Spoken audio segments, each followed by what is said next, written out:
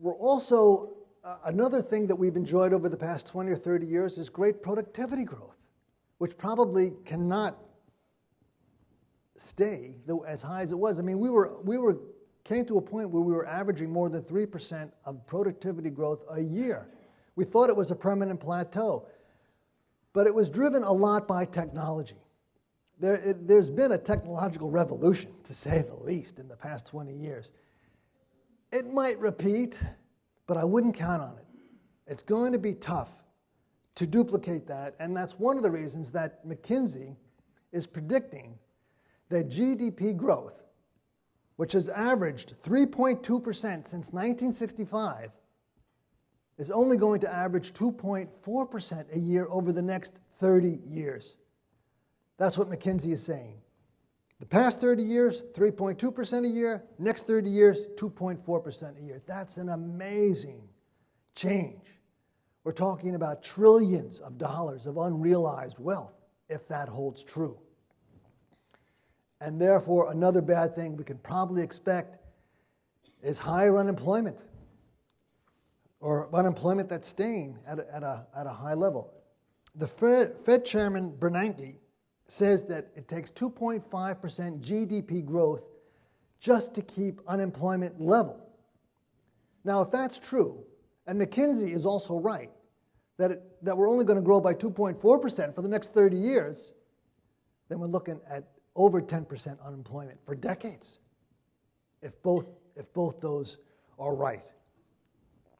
So, to summarize, the good things we have going for us: we have size, we have leadership, we have competitiveness, we have technology, we have population and household growth, we have business investment, and we have innovation. The bad: we have higher taxes, slower growth, higher interest rates, lower productivity, and higher unemployment. The ugly is that we do not or will not have the dynamism of the past 20 years. That's what we'll be missing. And we will not have enough dynamism to hide our multitude of sins.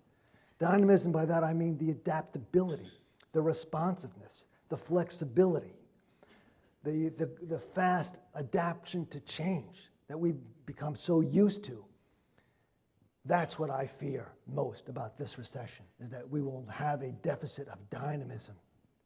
Because without dynamism, like I said, you can't hide your sins. You have economic friction. Hence, you have social friction. Hence, you have political friction. Perhaps you've noticed it a bit already this year. You lie. Yes, I've noticed it. And I think that is the world going forward from here.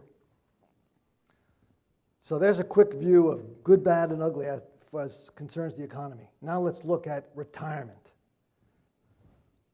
Trends in retirement, also good, bad, and ugly.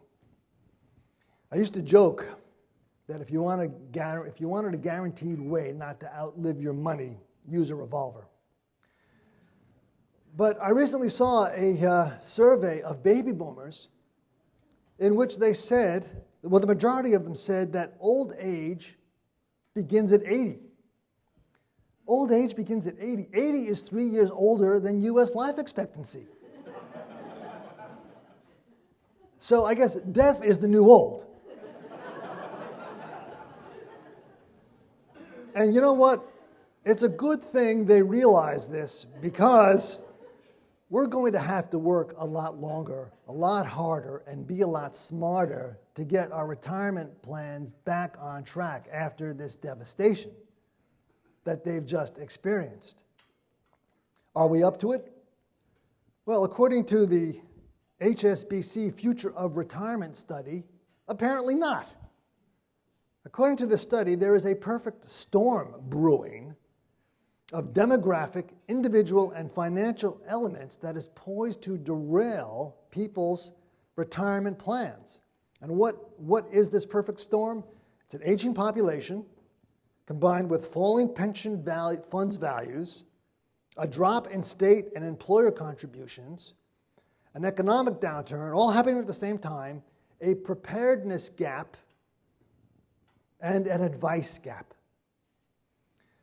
Here were some of the basic findings of this Future of Retirement survey.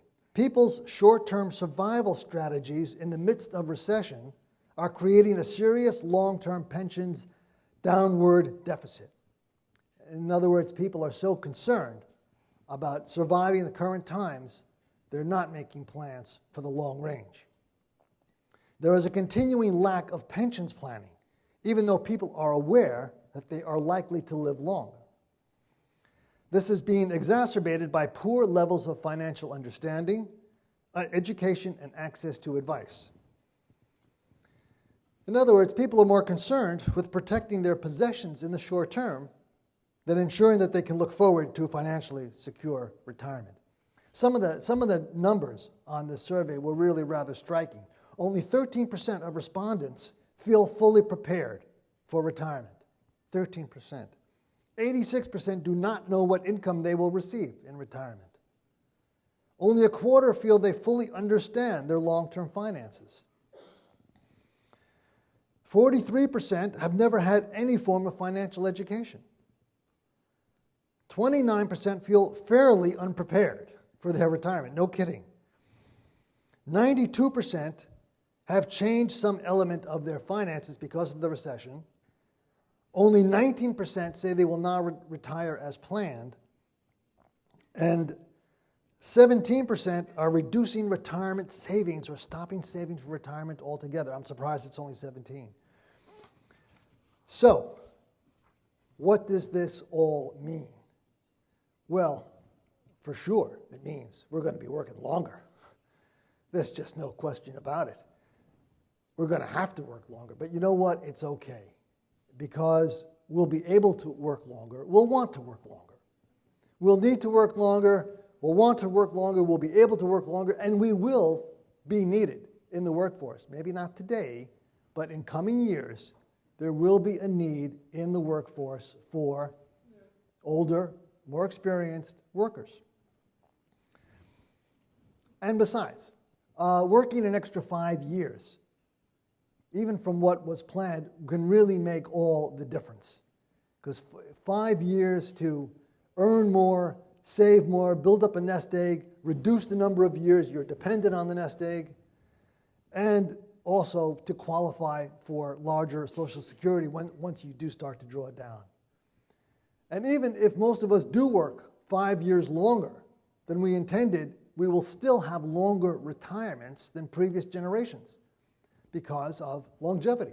We are living longer, and we're living longer, healthier, more productive lives because of medicine and technology, healthier lifestyles, and drugs. Drugs like Viagra, for example. So we're staying younger longer, and that's a good thing. So we're definitely going to, a 45-year-old man today can expect to live another 34 years. And a 45-year-old woman can expect to live another 38 years. Now, those are both 10 years longer than the average life expectancy in 1955. And a lot of us are going to live into our 90s, which is going to be good news for the prepared and not so good news for the unprepared.